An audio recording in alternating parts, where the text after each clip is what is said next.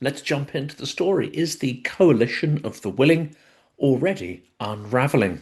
Europe promises a reassurance force for Ukraine someday, while Moscow says any such troops would be considered legitimate targets for targeting and destruction.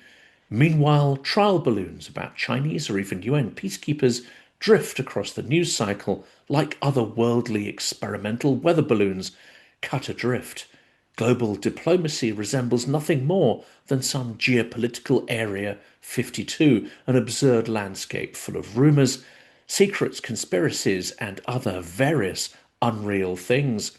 Is this strategy of the absurd or strategic stalling? Let's get into it. The big Paris headline sounded impressive. French President Emmanuel Macron said that 26 nations had pledged to provide post-war security guarantees to Ukraine, indicating an international force on land, at sea, and in the air. But there's one crucial detail that needs to be called out: the post-war situation. The theoretical force deploys only the day after the conflict stops. That's in Reuters. The Associated Press spelled it out. 26 of Ukraine's allies have pledged to deploy troops as a reassurance force once fighting ends. That's AP, September 4th, 25. Note the use of the phrase reassurance rather than deterrence. It sounds non-committal and non-specific. Who is it reassuring? Western electorates and politicians themselves? Probably not the Ukrainians, who've been hardened by Western weakness, betrayal, and hypocrisy over the last 2 decades. That's reassurance with a deferral clause, and one that lacks deterrence power for the country that matters, Russia. Drill into these commitments, and the picture wobbles still further. Germany says it supports the concept, but will decide troop commitments only after US involvement is clear. Well, let's be clear, there is no US commitment, certainly not of their own federal troops. Italy is out on troops, but is potentially in on training and monitoring. Even the co-chairs, France and the UK, emphasise after the war ends, but without providing any clear strategy for how that may come about. That's not a deployment order, it's a placeholder at best. That's in Reuters again. And Washington's position? Well, the Washington Post reports that US officials have floated air power, intelligence, and command and control support to back a European-led presence in a truce scenario. Think no-fly enforcement and ISR to turn Ukraine into what one European official calls a steel porcupine. But even that, officials caution, still depends on the president's final call. That is the president of the US. And as we reported in yesterday's episode, he is out on any such deterrent force for Ukraine. That story was updated on September 4th in the Washington Post. The steel porcupine is a great phrase, and indeed it is a powerful concept. But to mean anything, what those spines consist of must be defined. The aggressor must be made to believe we are committed to implementing them. So why do Europeans sound urgent and indeed seem to appreciate the need for urgency, but act with such hesitation and at such a glacial pace? The Kiev Independent frames it bluntly: the Paris coalition of the willing struggled to gain Washington's support, and doubts linger about whether it can be implemented at all. That is from an extensive article on September 5th in the Kiev Independent. And then there's the politics. After the Paris session, European leaders joined a call with the White House during which, as per multiple reports, the president berated Europeans over continued purchases of Russian oil, a charge that shames but also conveniently shifts the burden eastward across the Atlantic to avoid difficult policy choices for Washington itself. That's reported by Reuters and AP News. Well, on to Moscow's veto by threat and the absurd alternatives that are being floated. Moscow's response to a Western reassurance force was not ambiguous. Vladimir Putin said out loud what his generals have been signalling for months. If some Western troops appear there, these will be considered legitimate targets for destruction. That's from Reuters, September 5th, 25. That's all we need to know. But that's also the unaddressed threat in all of these plans. The Kremlin line is coherent, if cynical. Any non-Ukrainian force is either NATO by stealth or foreign occupation, and in either circumstance they are therefore fair game. The Russian Foreign Ministry has said it is not going to discuss in any format any idea of foreign military intervention, which is unacceptable and undermines any security. Of course, Russia talking about Ukraine's security, security of Europe is, of course, grotesquely ironic. Well, that was Maria Zakharova, quoted by the Washington Post, September 4th. The bottom line is that Russia doesn't want Ukraine to have security now or later. If they can't erase Ukraine now, they want to create the circumstances where they can erase it later. Europe's pushback has the vague imprint of a spine about it.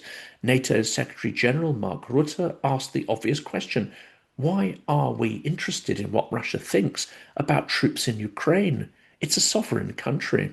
That was reported in Reuters, September 4th and 5th. It's another good line, but of course devoid of action. It will not get Moscow's attention. It will not have any deterrent power. But even that posture circles back to post-war deployment and doesn't address the question of how you end the war in the first place. Into this alien fog of confusion wafts a truly bizarre concept. It's been floated briefly by the Trump regime that Chinese or UN peacekeepers could be deployed. Reports surfaced that the White House was open to Chinese blue helmets policing a demilitarized zone. The White House denied it, and Kiev and most Europeans rightly recoiled at the idea for an obvious reason.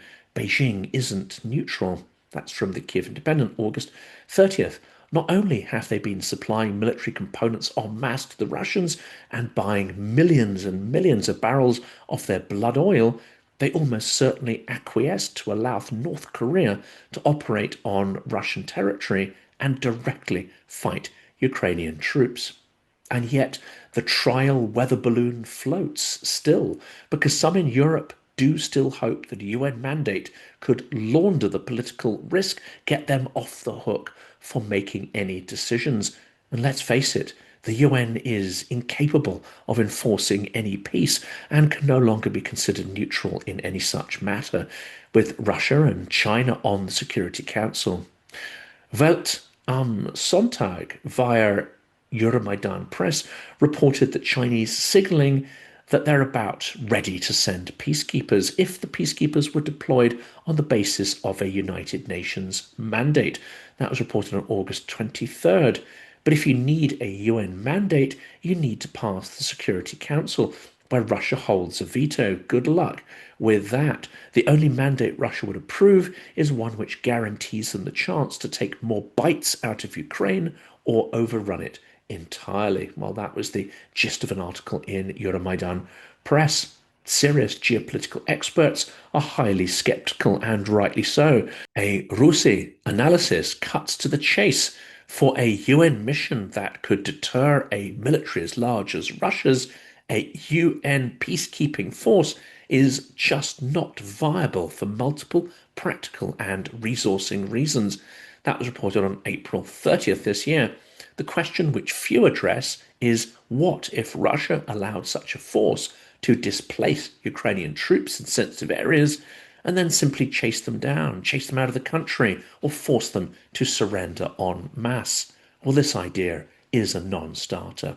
Meanwhile, on the social media frontline, former US Ambassador Michael McFaul keeps reminding European capitals that coercing Ukraine into territorial concessions while dressing it up as peacekeeping is diplomatic malpractice.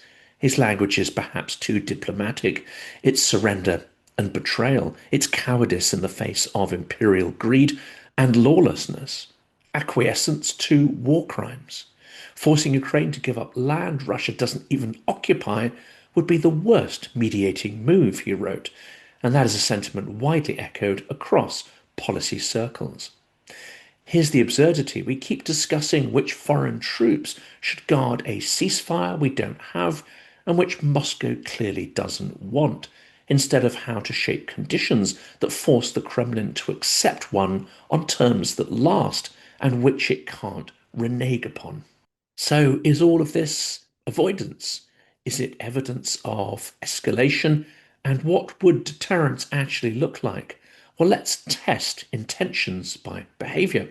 If Russia were angling for a ceasefire, you'd expect de escalation of one sort or another. Instead, on September the 7th, Moscow launched the largest air attack of the war, setting Ukraine's main government building ablaze in central Kiev and killing civilians, including an infant. That's not Russia seeking an off ramp, but using a sledgehammer to coerce Ukraine to try and destroy it, even. Weeks earlier, President Zelensky warned he is definitely not preparing for a ceasefire. He did, of course, mean Vladimir Putin. Al Jazeera, that's reported on August 12th. That's not rhetoric, it is intelligence informed assessment borne out by Russian force buildups and the relentless strikes we've seen through August and now early September. And while Europe scripts a post war force, Putin lays down a pre peace veto. Any Western troops, even ones wearing neutral patches, are considered targets. That's how Moscow turns our self absorbed and self important prevention debates into complete paralysis. That's reported in Reuters. So, yes, the coalition of the willing risks unravelling, not because Europe lacks empathy or ideas, but because it's sequencing the hard part last and focusing on the easier bit, which is unlikely to transpire soon or ever if Moscow's relentless aggression is not addressed first. As the Kiev Independent captured neatly, Washington's buy-in is wobbly, European unity is brittle, and the plan presumes Russia's cooperation that does not exist. There's no evidence for that. That was their article again on September 5th from the Kiev Independent. So, what would a non hollow policy look like? Well, one, it would shift from post war fantasy to present tense deterrence. The Washington Post describes an emerging concept: US air and ISR backstopping for a European led presence, if and only if there's a truce. We'll move this logic upstream, surge the air defences now, counter drone attacks, and scale up long range fire again now to impose costs on Russia and make their attacks on western and central Ukrainian territory ineffective. Instead of waiting for a truce that never comes, impose on the aggressor a kind of de facto truce by rendering their attacks inconsequential. Number two, close sanctions escape hatches before, not after, talks. That includes secondary sanctions on buyers and facilitators of Russian oil and dual use goods, the same pressure the White House reportedly urged Europeans to apply. However, there is a lot the US can do.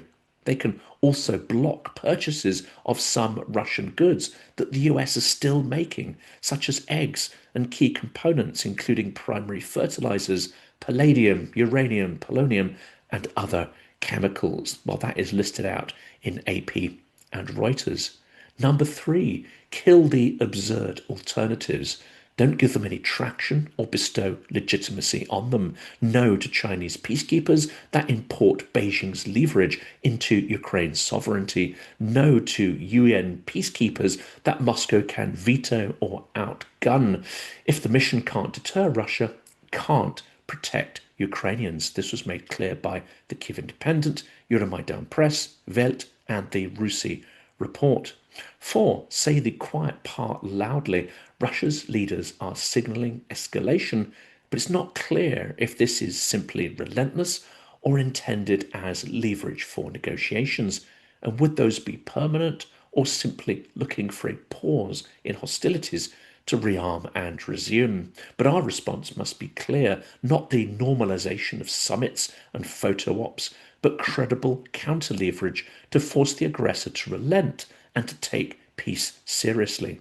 There must be the severest consequences for ongoing aggression, and we must overmatch any Russian escalation. Well, that is the spirit of articles in Reuters and Al Jazeera. Europe can't manage Moscow through words or compel it into restraint with a theoretical reassurance force, one that seems to be vague in the extreme, commitments that are loose and promises that are apparently unravelling before they have even been fully agreed.